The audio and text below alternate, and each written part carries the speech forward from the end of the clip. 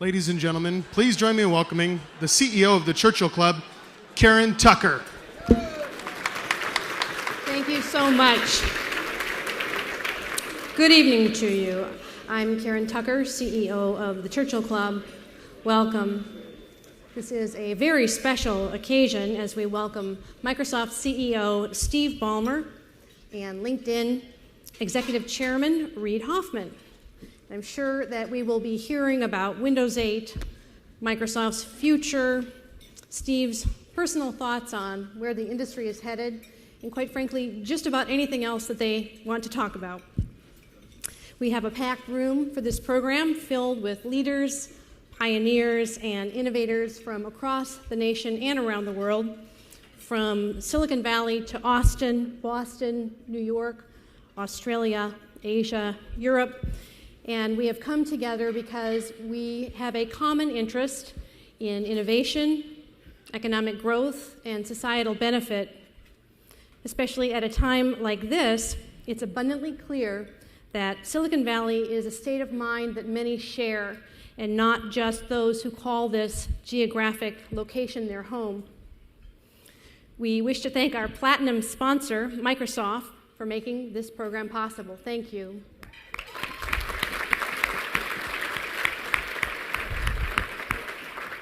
And we would also like to thank our gold sponsor, Jabra.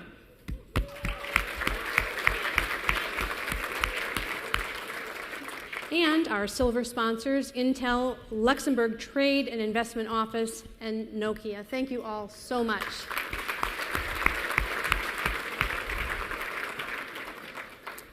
There will be an audience Q&A toward the end of the program. Because time is limited, Reid will read out questions that we collected from audience members prior to tonight. And I would like to thank those of you who responded to the email invitation that we sent out and submitted your questions. We received several dozen of them, and so Reid has quite a lot to work with. If you are tweeting, please use the hashtag Churchill Club, and you'll find other Twitter codes on the back of your printed programs. This event is being live streamed at Fora TV, that's F-O-R-A, or the plural of forum.tv. And the recording will be made available after tonight on demand, also at Fora. Our distinguished interviewer, Reid Hoffman, is Executive Chairman of LinkedIn Corporation and a partner at Greylock Partners. In 2003, he co-founded LinkedIn in his living room in Mountain View. And today, LinkedIn has a market cap of more than $10 billion. Reid was also a founding board member and executive at PayPal and an early investor in Facebook, Zynga, and more than 80 other startups. He recently co-authored the #1 New York Times bestseller called The Startup of You. And one of the messages in his book is to continually invest in yourself, to keep learning, to keep asking questions of people in your network. And now, in most public events, Reid, of course, is the one who is answering the questions. But tonight, he has agreed to be the question asker himself. Perhaps this is a new role for him on a public stage, but it's something that he loves to do and does do every day as a leader in Silicon Valley, which is to talk to smart people in his network about how to work together to change the world. There's no question that as CEO of Microsoft, our guest of honor, Steve Ballmer, has infused the company with his own brand of energetic leadership, vision, and spirit over the years. Just last week, the Motley Fool referred to Steve as one incredible CEO and truly a class act. They further went on to observe that under Steve's leadership, Microsoft's consistent track record shows 129% revenue growth since 2003. And simply put, you just don't achieve growth like this without solid leadership.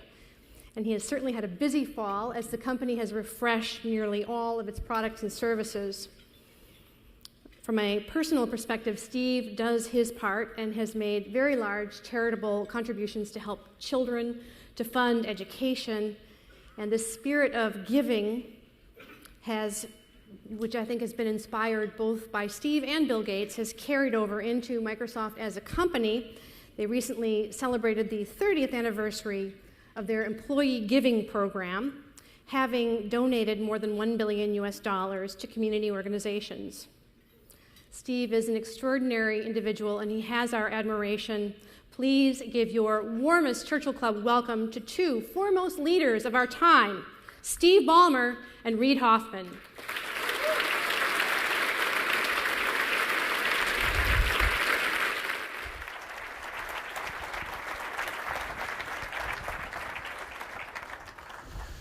I guess they thought we'd get thirsty. They gave us more water. So thanks for coming. Thank you. Awesome to see you again here in the Valley.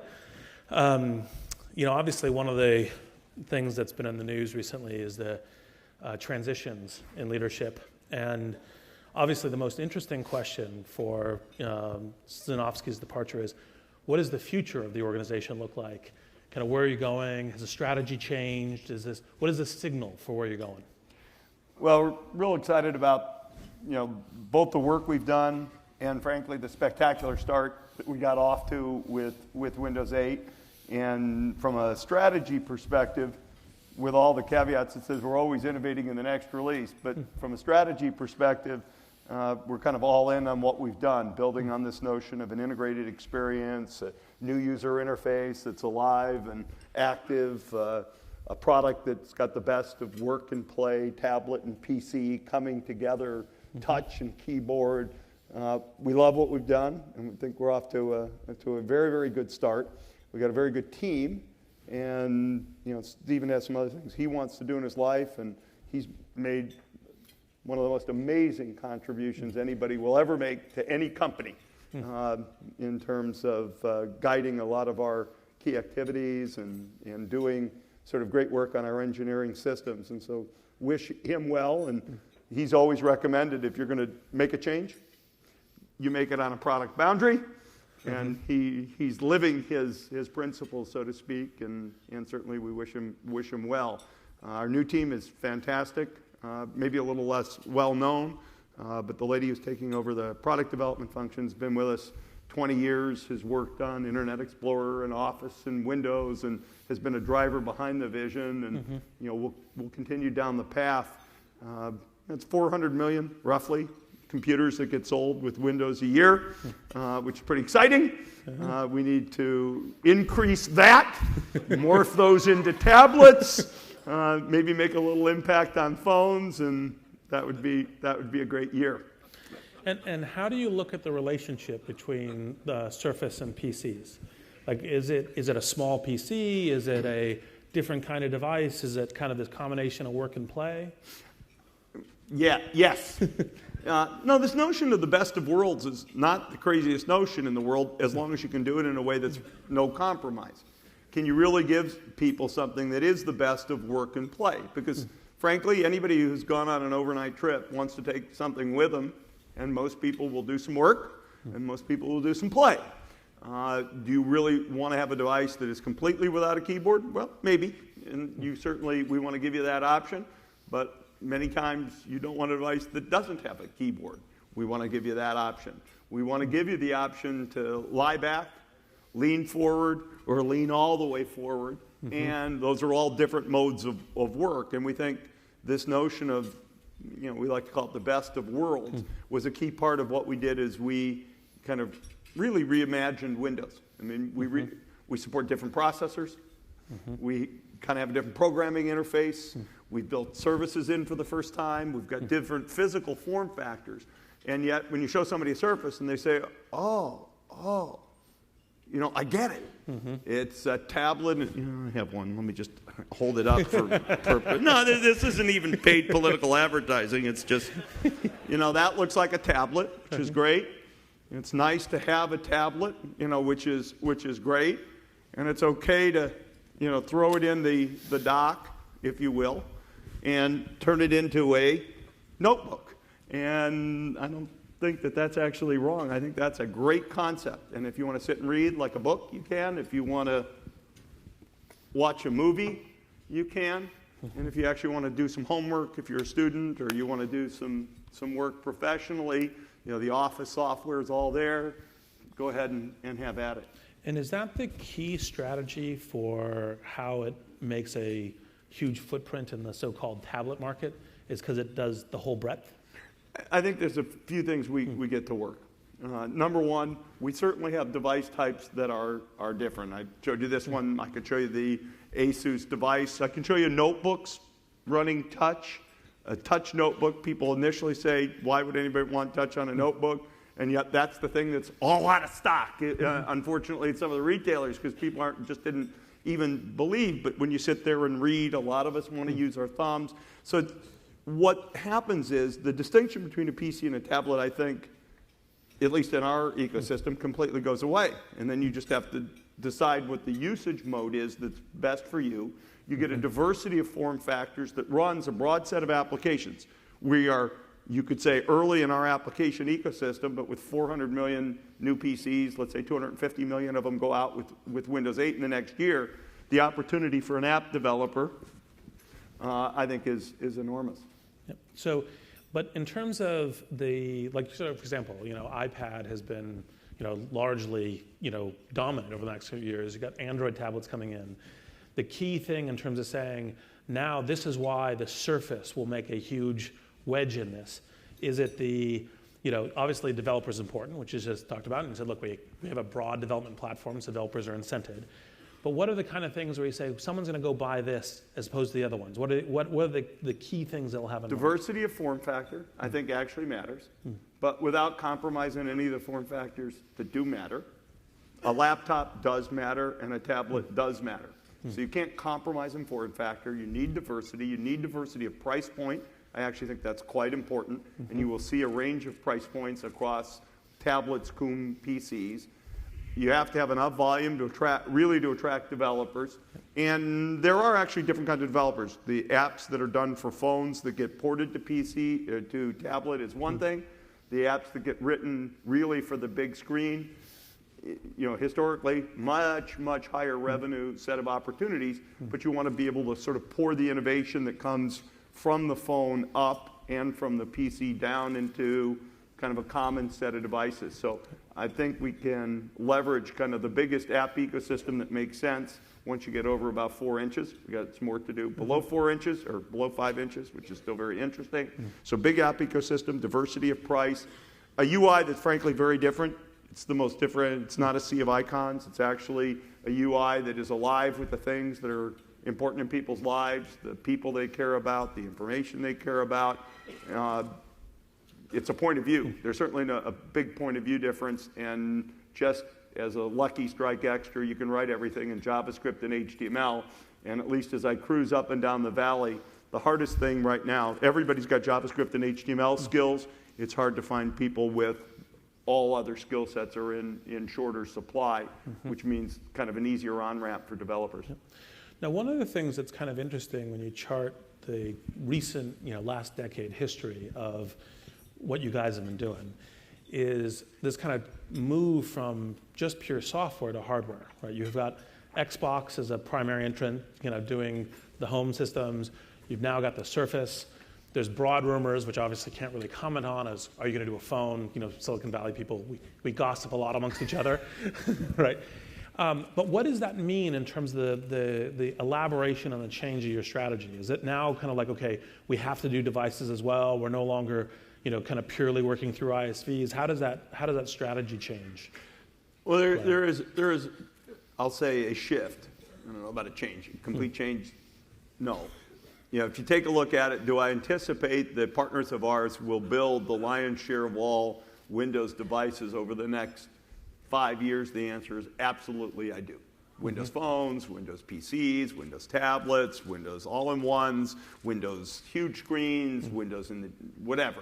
The partners will build the lion's share of those. With that said, it is absolutely clear that there's an innovation opportunity on the seam between hardware and software, and that is a seam that must not go unexploited at all by Microsoft. And you can get in a chicken and an egg situation when you're trying to do innovation based entirely on work with partners. So we continue to work with the silicon vendors, with HP and Dell and Toshiba and Sony and Lenovo and Asus and Acer and Samsung, great, and others, great partners, HTC and Nokia, great partners. But what we want to do is just say, if we think there is innovation that's going to cross that hardware-software boundary, we're not going to cede that to competition as a first mover thing. I think in Xbox, we got a lot of that right. In Surface, we're getting a lot of that right. And that's why I kind of say to our folks now, and we wrote in our annual shareholder letter, we thought of ourselves as a software company. Software's still the skill to have, in my opinion. And yet, when we think about how we go to market, it'll be through devices and online services as opposed to software in its, quote, traditional form.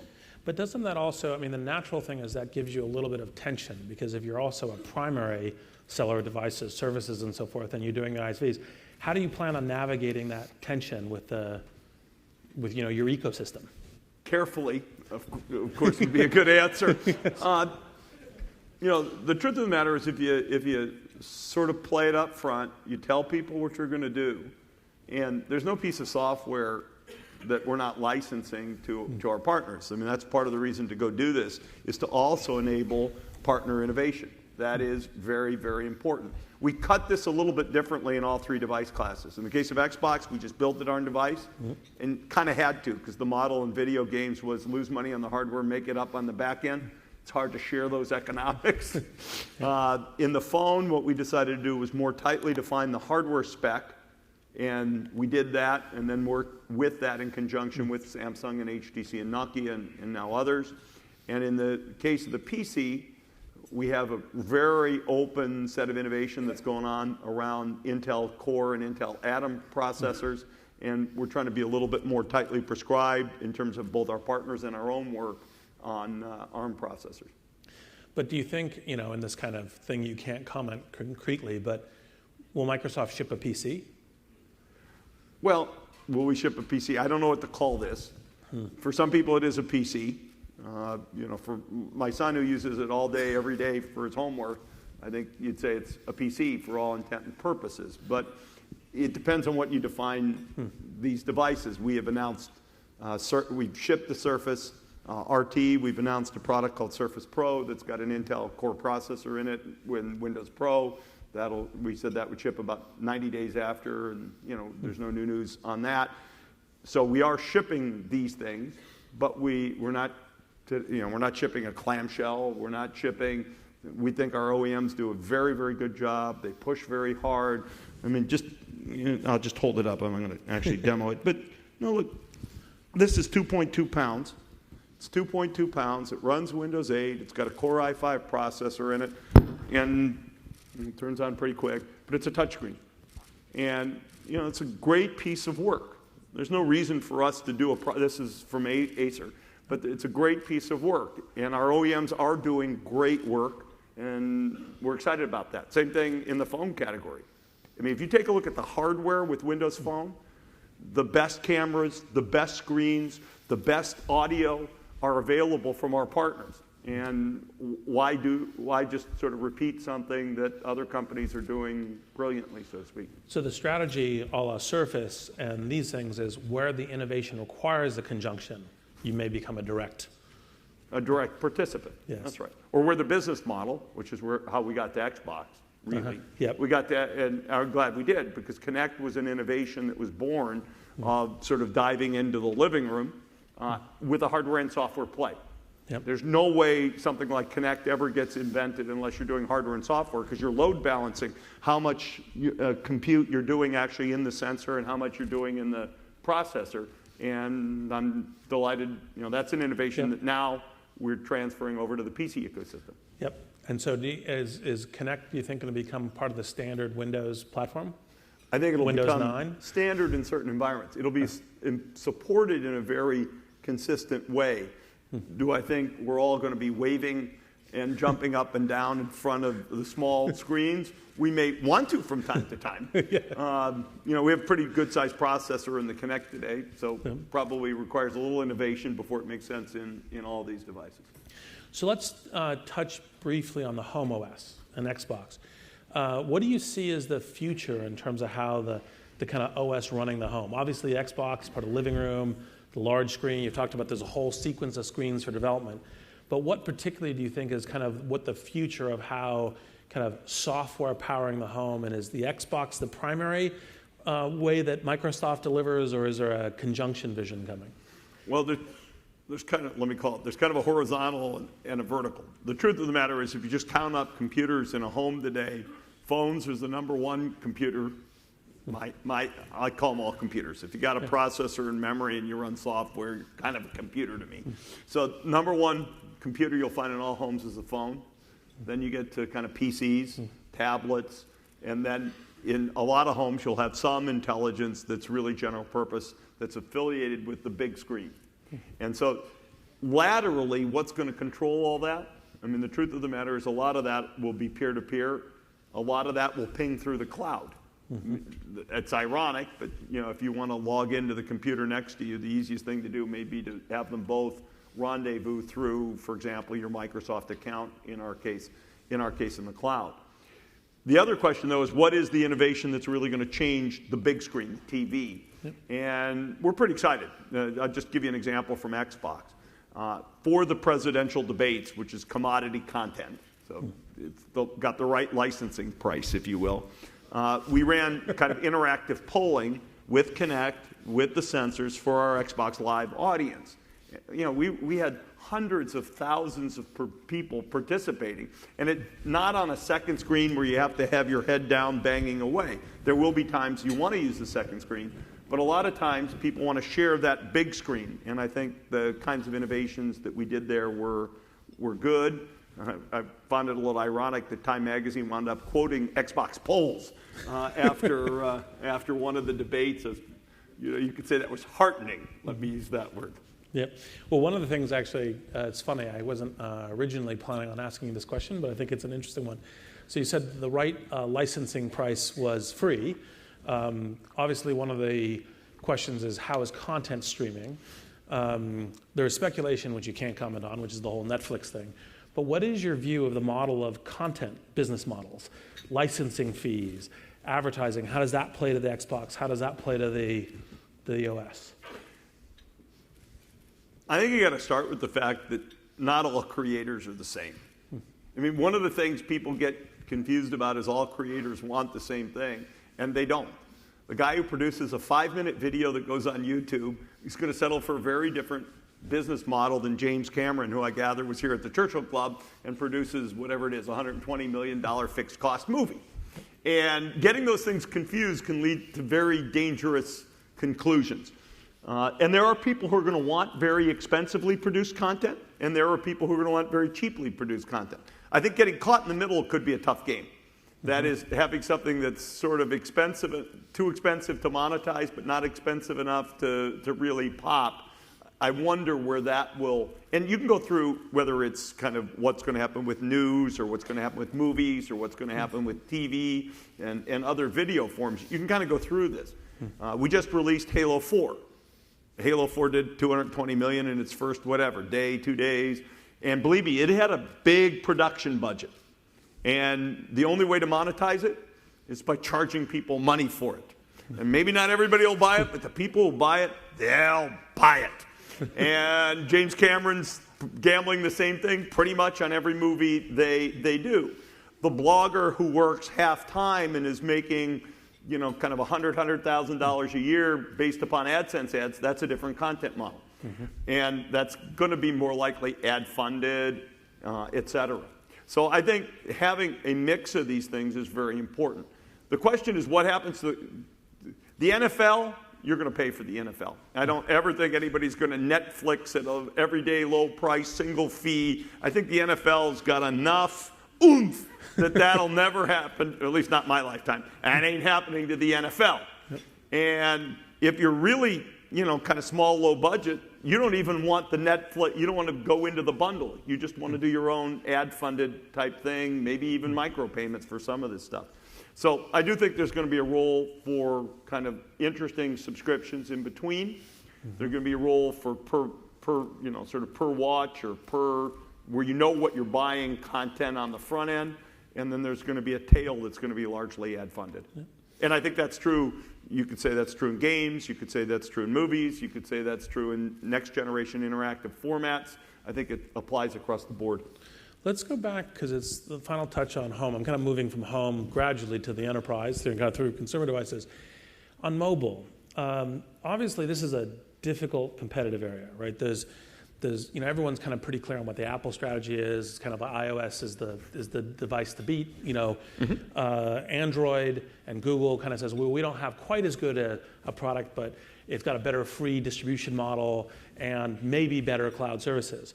What's the Windows strategy in this? Well, I think both guys have obviously done a great job, and we need to stake out a position through 2 or 3 different things. Number one, the ecosystem of Android is a little bit wild, relative. That is, from an app compatibility perspective, a malware perspective, it is maybe in a way that's not always in the consumer's best interest. It is uncontrolled. Conversely, the Apple ecosystem looks highly controlled and, by the way, quite high priced. The fact that we live in a country where almost every phone is subsidized, you may forget it, but I was in Russia last week where you pay $1,000 for an iPhone. You're not going to sell that many iPhones relatively in Russia. So the question is, how do you get the quality, but maybe not at the premium price with a controlled, but maybe not quite as controlled ecosystem? And yet, how do you allow for some of the lower price points, more affordability, diversity that comes with Android? And I think you could say that's kind of the best of both worlds, and I think that's available to us. That would be number one. Number two, the truth of the matter is the operators around the world who actually pay for most of the phones. The operators, you could say who's the customer. If manufacturer X or A or whatever charges an operator $600 and you pay $200, that means somebody paid $400 for your phone. And you might say, hey, I give it back in monthlies, but somebody's making a conscious upfront decision. The operators who buy a lot of these phones really want 3 vendors. And today they really have Apple and Samsung in high volume. You could say Apple and Android if you like, but the truth of the matter is on the high end you have Apple and Samsung.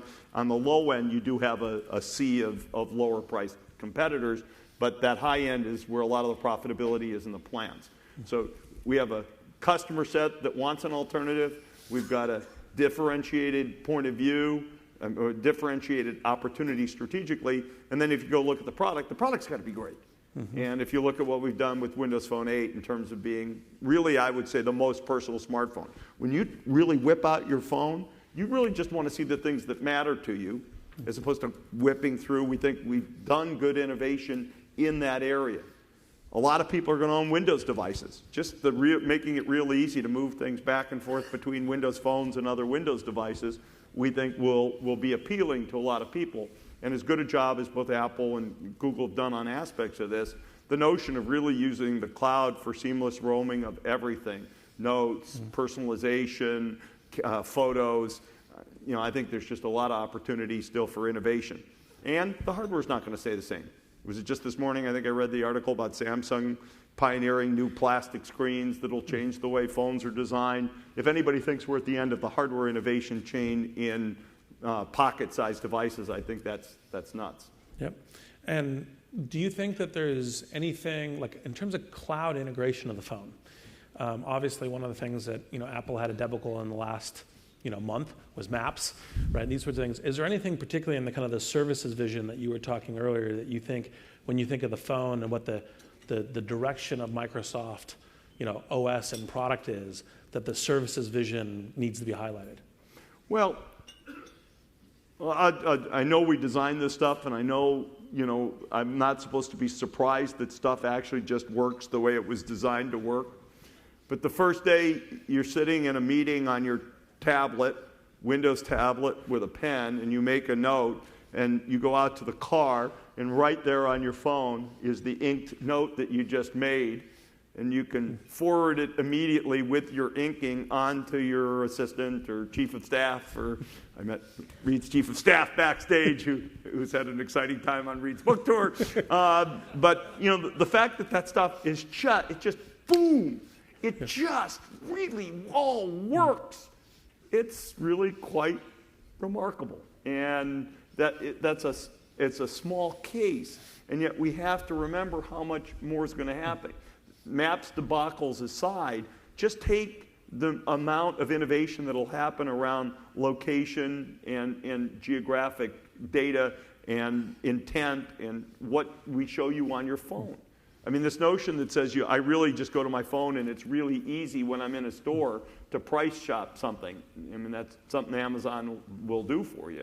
But the technology doesn't facilitate that. It doesn't facilitate it for the first-party retailer who wants to solve these problems, nor does it solve it for the shopping site. I just think there's so much opportunity with sort of cloud-backed services to innovate in the device itself. So let's take a different tangent on the cloud. Cloud's obviously transforming enterprise a lot. There's been, a bunch of interesting recent IPOs. There's been a lot of work, everything from Salesforce initially, and then a whole stack of cloud transformation.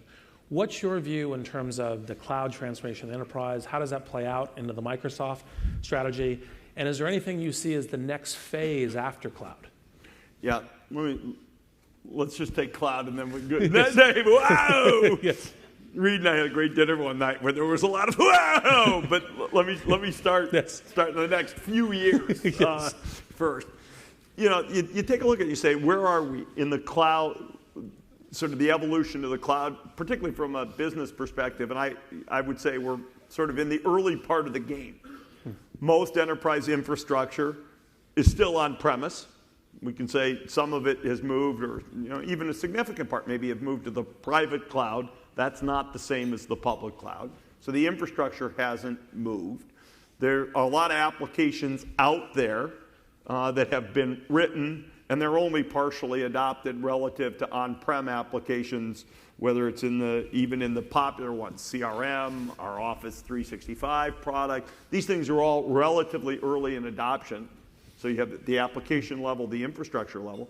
And the new innovation in business applications is really early stage. I'm going to compliment and pick on Reid. When I first heard of LinkedIn, I wouldn't have thought it was an enterprise app. It wasn't my first concept. It may have been your conceptualization when you started, but it was a B2C app. And of course, today it's a B2B2C application. It's mission critical for recruiting departments. It has morphed. That's innovation. And the notion of using the cloud for different kinds of connections with people that might feel B2C and might feel B2B, that's sort of a surface that's just being scratched. We bought Yammer. Yammer's part of a view that we have that says you need to mix the B2B and B2C worlds. I think LinkedIn has done that brilliantly. And you can go category by category of what things do in business and say, have they been transformed with app innovation that really uses the cloud? Not just the cloud as an infrastructure to deliver the same old stuff, but to really write new stuff the way you guys did at LinkedIn. Yep.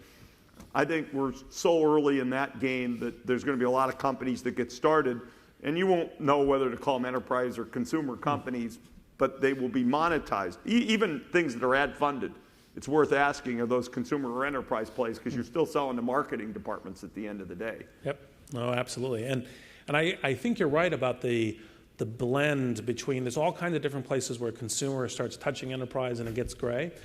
One of the interesting things is, what does that mean for kind of the enterprise OS level, right? Because you begin to say, well, we do hosted software, we begin to do things in the cloud. Part of, classically has been a set of, really deep platform technologies, Exchange, the way the Office works together, productivity, SharePoint stuff. That begins to get changed. The playing field changes as you move to the cloud. So you're going to have to, evolve your strategy, and you're doing that already. What's the tip you would give to enterprises, the tips you would give to developers thinking about building on it in this future? Look, everybody's always got to be on their toes at all times. Yep. So we have some success, but you either move forward or you go away. My favorite thing about our business comes out of Annie Hall. It's an old Woody Allen movie. He says relationships between men and women are like sharks. They move forward or they die. So are technology companies. You either move forward or you die. Yep. And it's an area in which certainly we're moving forward pretty aggressively. The thing that's important to recognize is enterprises are not exactly the same. Even with the so-called consumerization of IT, they're not the same. Enterprise IT managers really do have a different set of requirements that are put on them for availability and security of corporate information. There really are a lot of systems in these institutions which are not the consumers. They're running the shop floor, they're doing, so there's a management responsibility, there's the security of corporate data. What stops me in the consumerization of IT of taking the plans for our new blah, blah, blah product out? That data does need to be secured. Whether the device is secured or it's a consumer device, the information needs to be secured. Corporate data needs to be archived. There's compliance requirements. First time I met Reid was shortly before your IPO. You understand post-IPO how much there is in compliance and blah, blah, discovery and blah, blah, blah. I feel your pain. So there are some differences and there's some similarities. And one of the things we think of as sort of key for us is helping IT chart a new course. The consumerization of IT isn't just about the consumer. It's actually about IT and helping IT say, okay, we're not all about setting up systems and managing them and deploying software to them. We are actually about applications, business process, availability, and security. It kind of morphs role. And the technology is going to have to help IT get there, whether it comes from our company or also, kind of active startups. But one of the things I think, just to linger on this point for one more kind of question, which is some of the notion of what is platform changes, right? Because platform used to be, has to run on this kind of client-server architecture. This is what developers build to. Now it's off-premise. It may be in a kind of a centralized cloud. People talk about Facebook and LinkedIn as platforms. These are all evolution of the notion of thinking about platforms. Windows, and Microsoft, fundamentally a platforms company. How is the platform of the enterprise changing with a move to the cloud? And how should developers who are thinking about building apps on, on the Windows ecosystem, how should that change? I completely agree with you, by the way, that people are frequently lax in their thinking and say, just the consumer moves because there's all these other requirements to go in the enterprise. But how should developers think about it, and how should the platform now be thought of? Let me tell you a deep, dark secret that has always been true, but people act like it's not. The best platform has always been an extensible application. Okay? You could say, what did we really sell? We happen to monetize Windows and Office separately, but the device that really got sold and gets sold in hundreds of millions was a device that had Windows and Office. And Windows happened to provide the natural extension layer, and Office was an extensible application, but they were kind of, you could think of them as one thing. If you look at kind of SAP or any of the big applications, the thing that has made them important and sticky and long-lived is all the customizations and, if you will, the use of SAP as a platform on which to invoke business logic. And you see that in Oracle strategy over time. I mean, the notion that says there's not really a platform in an app, but these things are kind of, let's just say, they run in, it's a rainbow. The color sort of fans out. Take directory. Is directory an app or a platform? Well, I know that our directory got established because of Outlook and Exchange, and that it gets used as a platform for other applications, but never would have gotten established as a platform without an app. So then you say, okay, now in the cloud, what does all that mean? It means what are the key apps? What are the key extensibility? How do you get critical mass behind an app, whether you're Microsoft or LinkedIn or Salesforce.com?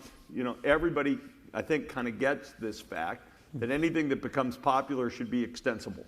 And the best way to get popular is actually to be useful, and useful is best applied usually to applications because they get used sort of out of the gate, if you will. And so do you see Office 365 as a platform? I do.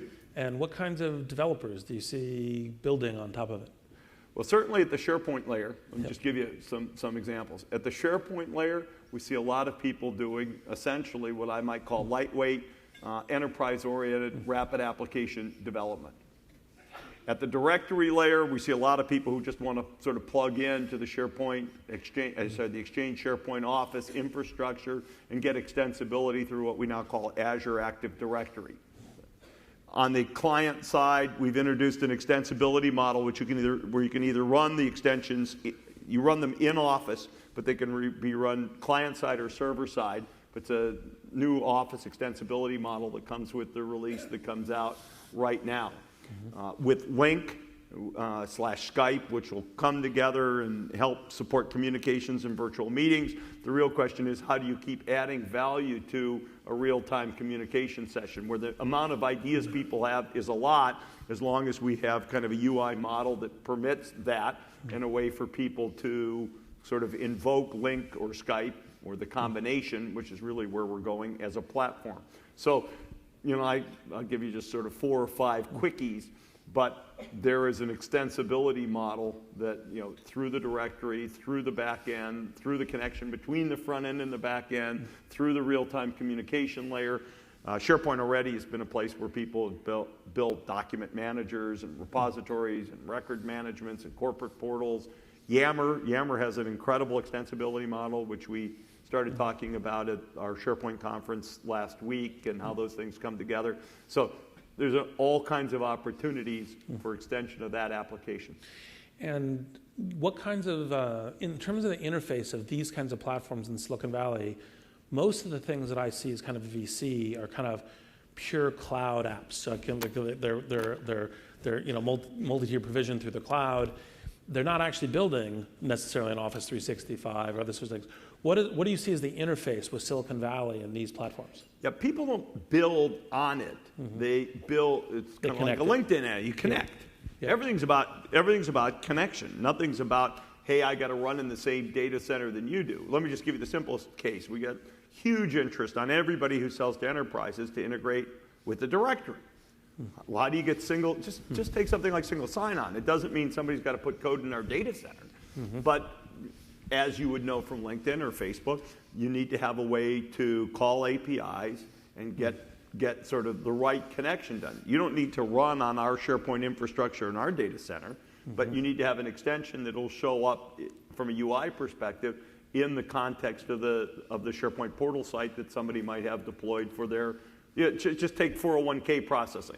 If you have a 401k processing app, you want to reflect it through the corporate portal. You're not going to actually run on our SharePoint implementation in our data center, but you are going to plug in from a UI perspective across the cloud, if you will. So it's part of it is, okay, platform is connectivity. But if you were talking to a bunch of Silicon Valley startups, because part of obviously one of the things we think about is how are we building the next versions of the future? And we're thinking about how we interface with the Microsoft platforms in terms of so doing. Which ones would you highlight as for both consumer and for enterprise startups saying, here's key things in terms of how our platform operates, how we're building that platform to amplify your business? What are the ones that you would say you should pay attention here, here, and here? 4 things, and I'll riff through them quickly. You really want to be on Windows and Windows Phone with client applications. We will have high volume, certainly with Windows, and I think it'll become sort of obvious on the phone side too. Number 2, in terms of the consumer side infrastructure, really integrating with our account infrastructure and our storage infrastructure facilitates a lot of things, particularly your startup. Once somebody's logged into their Windows PC, you probably want to accept that login. You probably want to be able to store things where they can find them. You probably want your personalizations and your application to roam through our infrastructure. There's no reason for a startup to do that on the consumer-facing side. Number 3, whether you're enterprise-facing or consumer-facing, you know, people like to start with what I'd call low CapEx and then decide whether they want to go high CapEx. I encourage people to take a look at our Azure infrastructure, both because people should look at it when they're also looking at AWS to get started, and because, frankly, we will have services that make it easier to write Windows and Office extensions on Azure. And if that happens, I mean, it's a recursion right there, but Yes. If you happen to be interested in anything else, we happen to facilitate it.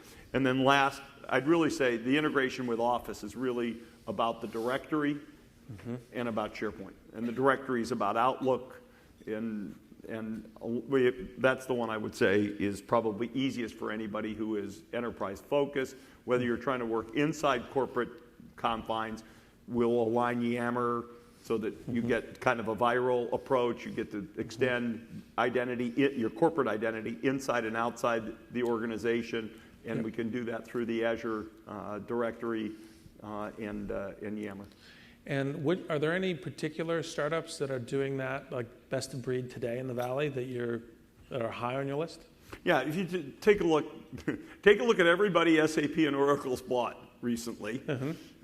To the first degree, we've had a lot of good discussions with all of them actually about Azure Active Directory, and a number of them have moved forward. And everybody else who has those kind of enterprise SaaS applications, that's been a big opportunity for us.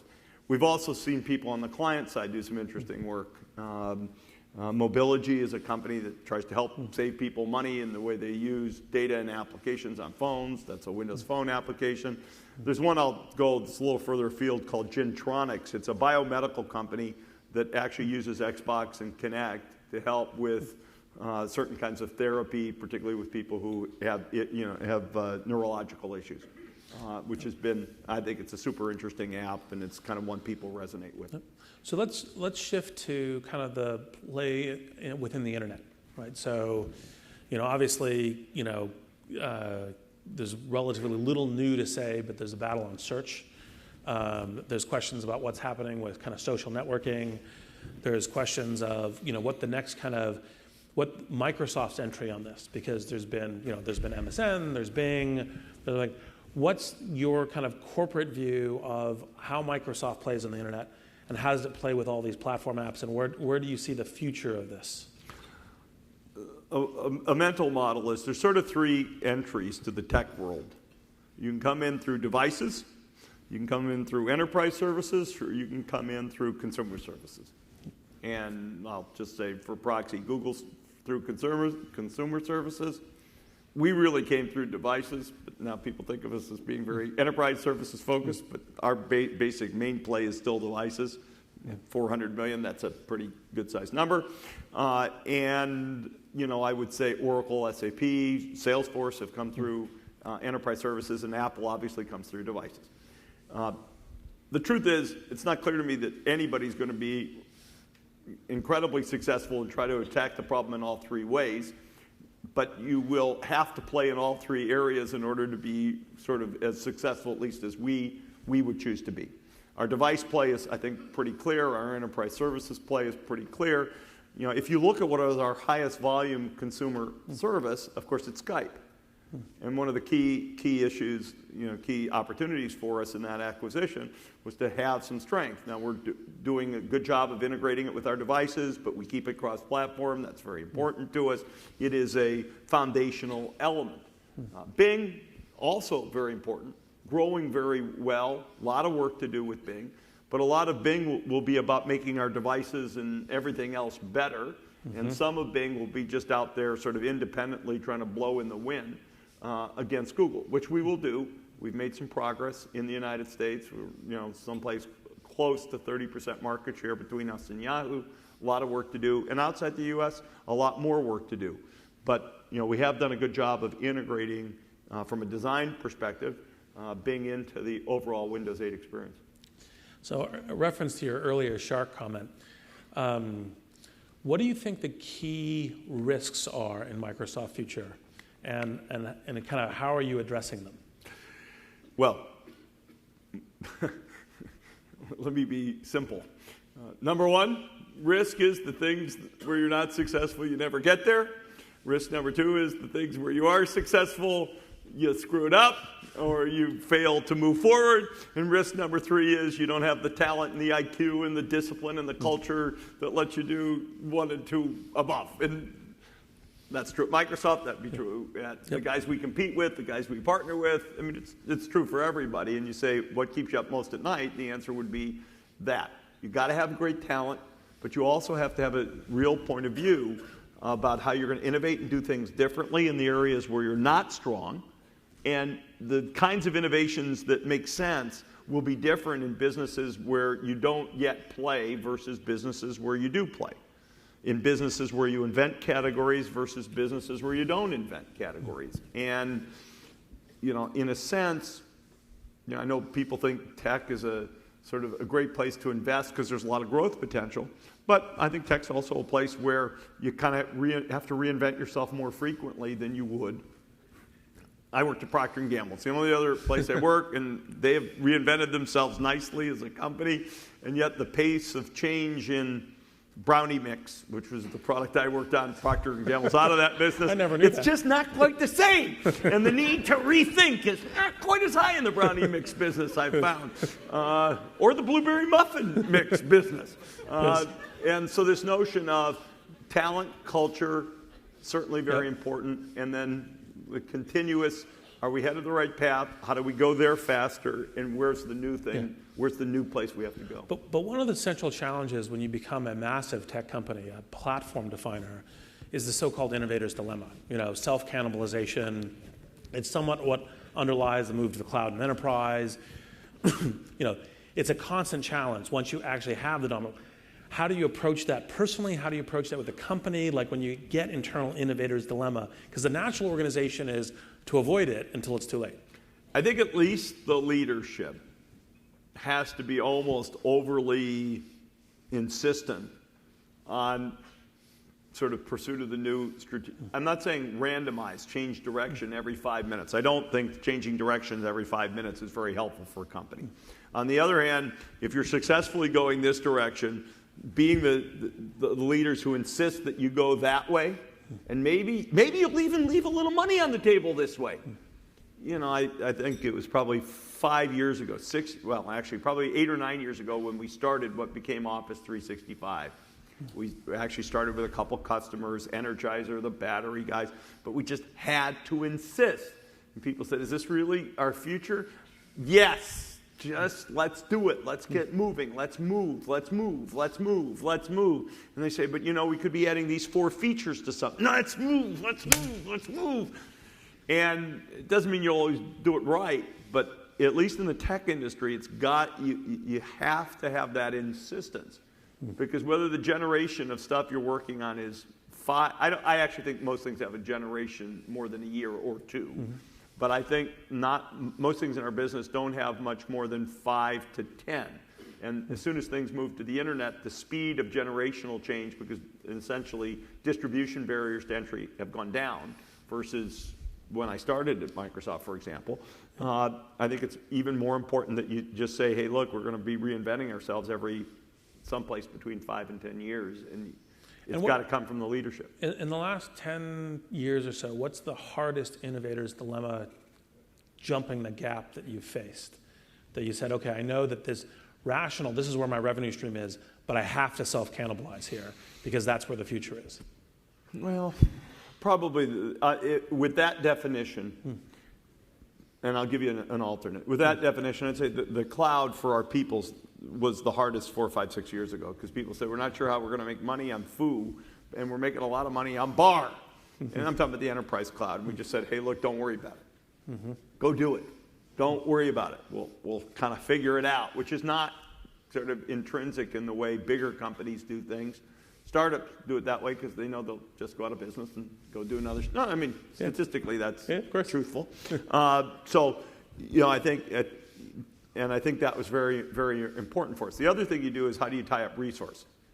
It's a little bit different, which is how much of resource do you put in improving the things that you need to improve, that customers really want you to improve, versus how much do you allocate resource, particularly IQ, not just headcount, but IQ to working on new things. And we had a kind of a trap a little bit with our kind of Longhorn Vista thing 10 plus years ago, where we had resources that we couldn't be as agile with because we had people tied up longer than we want to, essentially, working on something that was important but wasn't as forward-looking as, say, getting on our phone strategy. Yep. Actually, I just realized as part of this discussion, and the earlier thing you said was, how do you define your customer, right? Because there's one customer, which is a kind of a sense of like businesses, enterprises. One way you can look at it is actually like Oracle is all enterprise, nothing else. Google is essentially consumer, although they have some enterprise apps and some other things that are playing. How does Microsoft define its customer? What is your scope? Is it just everybody with something, or is it? No, I think look, in the tech business, when it comes down to it, there seem to be four ways to pay for things. I'll just mention those. Consumers, consumers do two things. They buy devices and they buy telecom services. So you either better sell them a device or you better get the phone company to pay you for something, because most of us aren't going to be phone companies. And then enterprises spend money in two ways: through IT departments and through marketing departments. And I don't know whether Google's an enterprise company or a consumer company, but most of their money comes from those marketing departments. And then developers make everything go round. So, you could say developers, IT people, marketing people, consumers, and telcos seem to be the 5 places to try to monetize almost any tech investment. And so then the question is, where do you play? Today we play with the consumer through Windows devices. We certainly play through the IT department. We have a $3 billion or so advertising business, which means we're playing through marketing departments in a pretty significant way. We're still pretty small, actually, through telecom companies, although that's certainly a big deal. Sharing in telecom revenue is essentially what Android and iOS are doing through the subsidy that comes from the operator. And as I said, developers, the juice, the innovation, the extensibility that sort of cement everything. So do you basically, in terms of your strategy, do you say these are the 5 customer groups we need to adopt, and then each product is essentially targeted at that? Because they actually start actually with the product and get to the customer, because everything can have, the business model when you start something is not generally as obvious as the customer value proposition. That's part of the problem of today's internet. As I said, when I first heard of LinkedIn, I would not have guessed it was really going to be the HR departments at companies that wound up being kind of the number one, at least first generation revenue driver for you guys. And so I think... By the way, that was in our Series A deck. I actually believe that, too.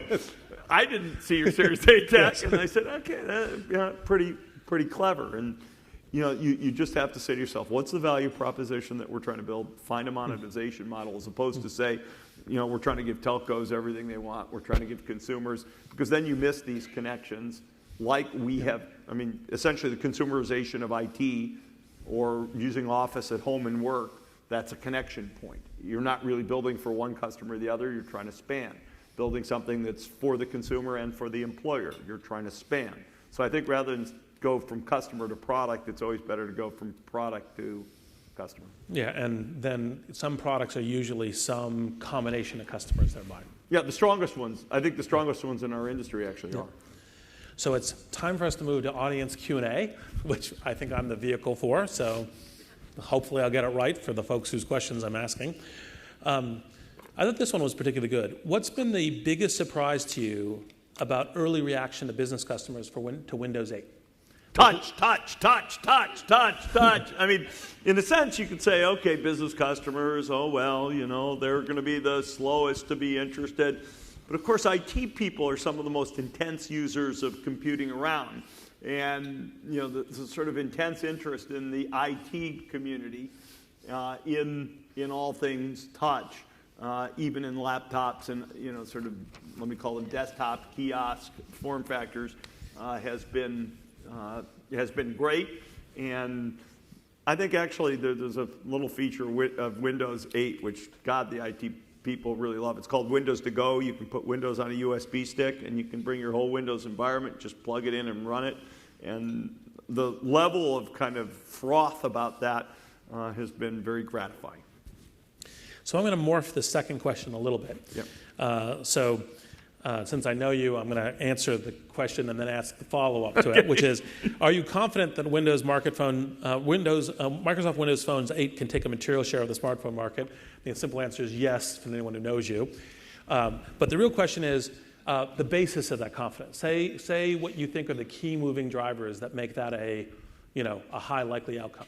I'm going to go back to the dialogue we had earlier, and I probably won't repeat it all, but strategically, we think there's a place to be kind of the best of organization and the best of diversity, which we don't think competition does.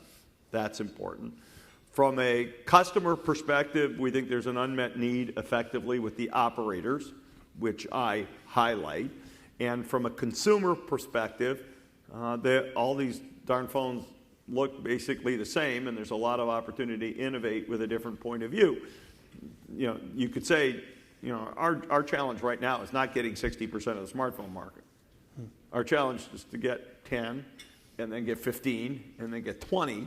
And our challenge is not to go from where we are, which is a single-digit percentage, to 60 overnight. And I think a differentiated point of view that really focuses in on being very personal and working really well for people who carry Windows devices. I think that's the product innovation, the strategic innovation, and kind of the customer, let me call it the customer innovation.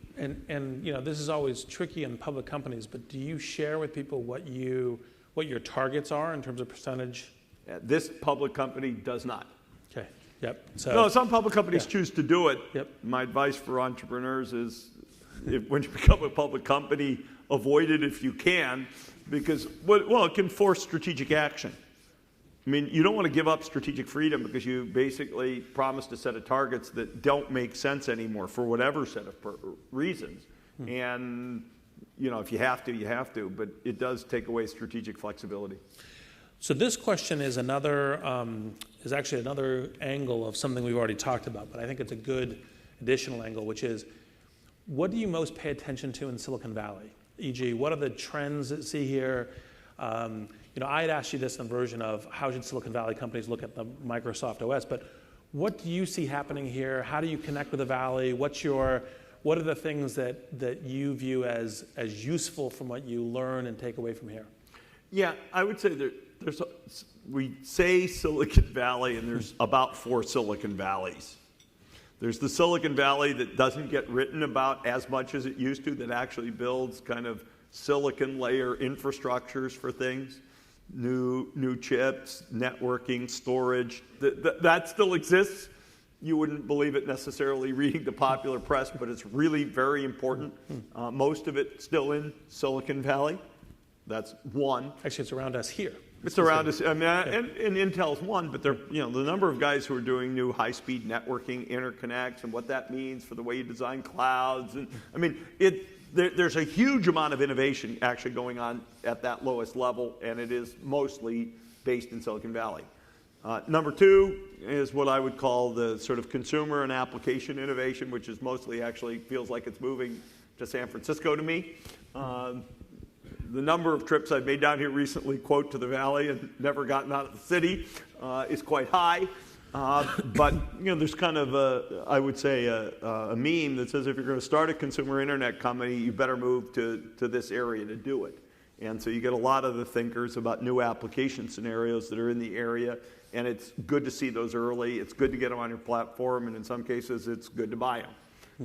And we have we do actually have all of the above interests, so I highlight them. The enterprise stuff is here. It's a little dormant right now. I was telling Reid earlier, I think there's a pendulum that swings at least in the investment community. Oh, we only do enterprise deals. Oh, we only do consumer deals. And I think it's swinging back a little bit towards the enterprise side. But if you look at a lot of the interesting stuff, and again, we've got a platform interest, and we bought Yammer. We have a acquisitive side. We have thousands of people working for us down here. Thousands of people, Mountain View, the city, Palo Alto. It's really and mostly as a result of growth from things that we've acquired down here, and we're interested in that. We've got a team under Dan Lewin who's sitting here at the head table. That's DAN_Lewin@Microsoft.com. You can ask him what his mother and father were thinking, but I spell it for you. Feel free to email him at any time. But we got a team down here only working with VCs and startup companies and trying to make sure that we are helpful in ways that are also helpful to our interests. So on the enterprise side, on the consumer side, and then there are big companies down here. That's the 4th Silicon Valley, and it's hard to call them, quote, Silicon Valley, but Intel is here, Cisco is here, HP is here. Guys we compete with are here. A few at least. Big guys we compete with are here. Most of the big guys we compete with are here. Big guys. So, in a sense, you could say it's almost like a 4th Silicon Valley. It's not necessarily feels very plugged into the other 3. Are there any of the particular tech trends that you see currently, like big data, other kinds of things that you think are particularly interesting interface points? they're all actually pretty interesting, and a lot. I mean, it's sort of all the sun, the moon, and the stars align that this happens to be, in an overwhelming way, a place where people from around the world will come and start companies. And it has to do with universities and history and venture capital community and nice weather. I believe that actually. Nice weather is actually. I think nice weather is a systemic issue that most other places can't address. Even if they can talk about opening new universities and having a lot more venture capital funding, they can't make the sun shine and have it stay warm. And so I think you have sun breaks up in. We do Seattle. have sun breaks. Yeah. Reid used to own a house up our way, so I can't misrepresent our weather. But the truth of the matter is, there are big trends in a number of areas. There's UI innovation on devices.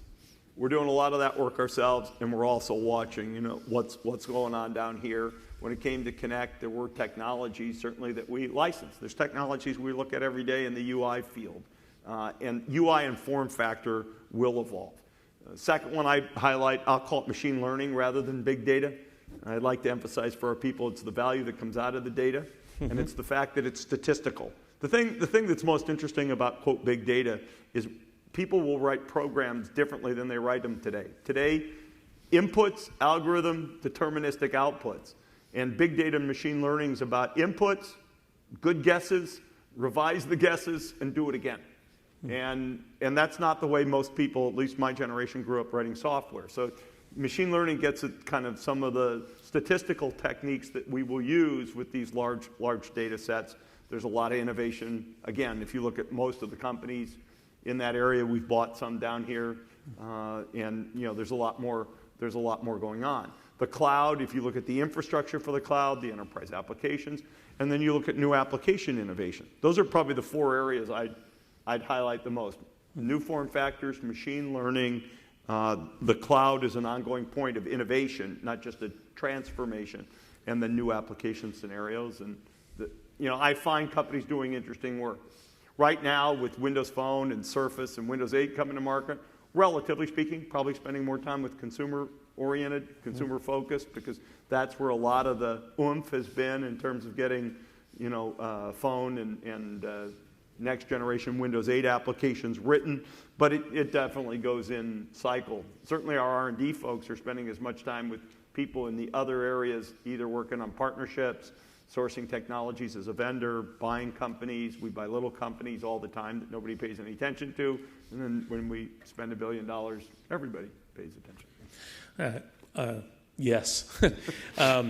This question, I think you've answered parts of it, but it's probably good to have it just kind of straight as, what's the upgrade case to Windows 8, right? I mean, obviously you can bits and pieces from the vision together, but if you already have a whole bunch of Windows PCs, why buy Windows 8?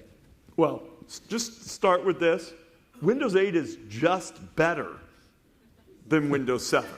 It boots faster, it takes less memory, it has more kind of good characteristics from an enterprise perspective in terms of portability, whether it's Windows to go, security. You can name almost, it takes less system resources.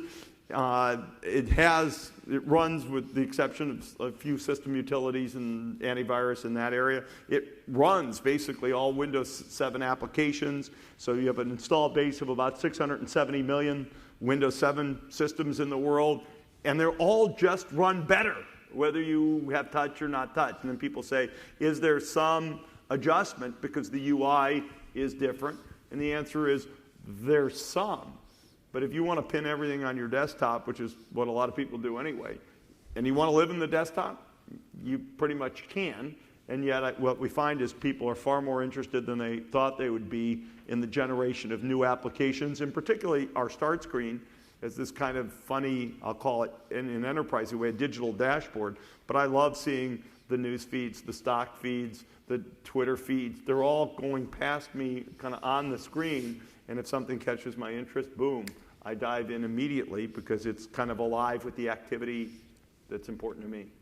And so it's a combination of a better product in terms of generally faster and all the rest of things, but also these news feeds have something for the business, their enterprise, to be thinking about, look, this will help productivity. This is a reason actually, the number, I was with the CEO of one of the world's largest banks last week. And, he interested, friendly. And then I popped open the machine and I showed it to him. And he said, "Oh, you mean in the bank branches we could put like 5 live tiles up with the hot information that the manager needs to know about what's going on in the store, and they could just click on it and get more data? Would that be okay?" I said, "Yeah, baby, let's rock and roll." I got email from him saying, "We want to do a bank-wide deployment on this thing. I'm commanding my IT guy to get after it." It's very exciting. For me, very exciting, because they have a lot of branches. It gets particularly exciting. But it is compelling because at the end of the day, what people want is information at a glance. And there's a lot in Windows 8 from the consumer perspective, but there's a lot of ability for businesses to kind of put front ends on their apps that make these systems alive with the activity that people need to know in their jobs. Plant floor, bank branches, call centers, you name it, it's valuable.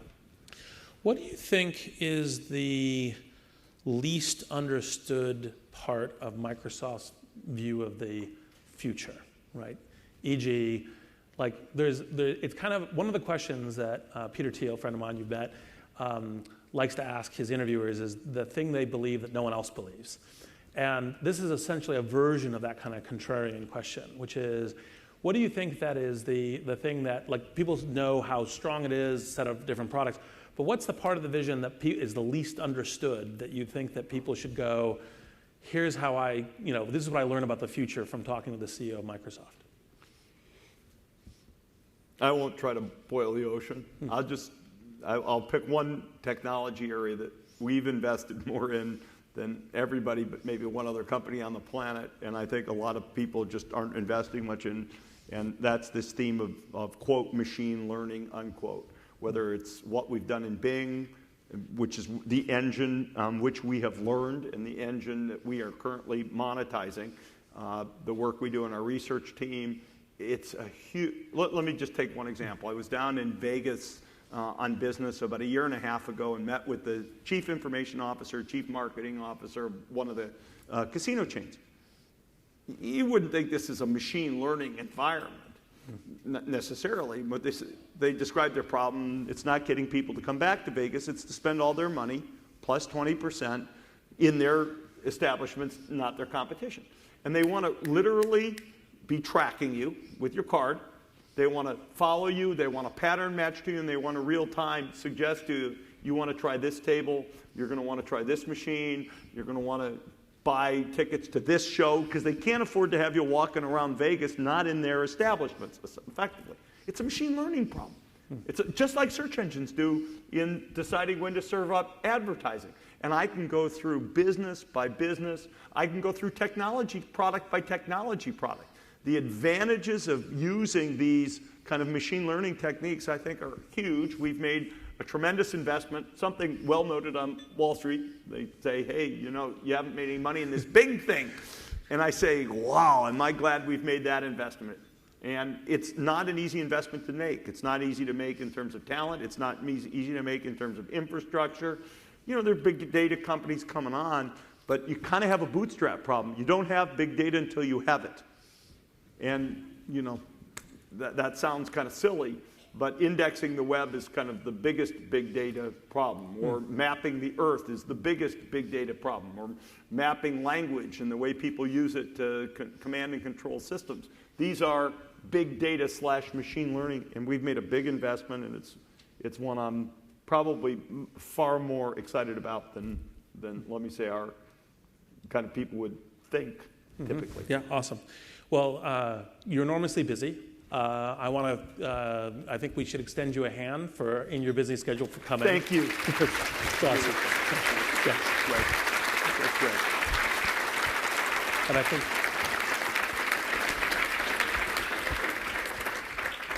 So thank you so much, Steve, for sharing your perspectives with us so candidly. And Reid, thank you for your masterful interviewing. Hope you'll come back and do this again, both of you. As a small symbol of our thanks, we have for you the Churchill Club Bowler, symbolizing positive change. And Steve, one more thing before you go. Steve. Can I get you to sign my Surface? Oh, awesome. Absolutely. I better not get 750 tonight, but Might have to run for the hills. yeah. And thank you so much again to our sponsors, Microsoft, Jabra, Luxembourg team, Intel, Nokia, and you have been a wonderful audience. Thank you so much. Good night. Thank you. Now, Oh.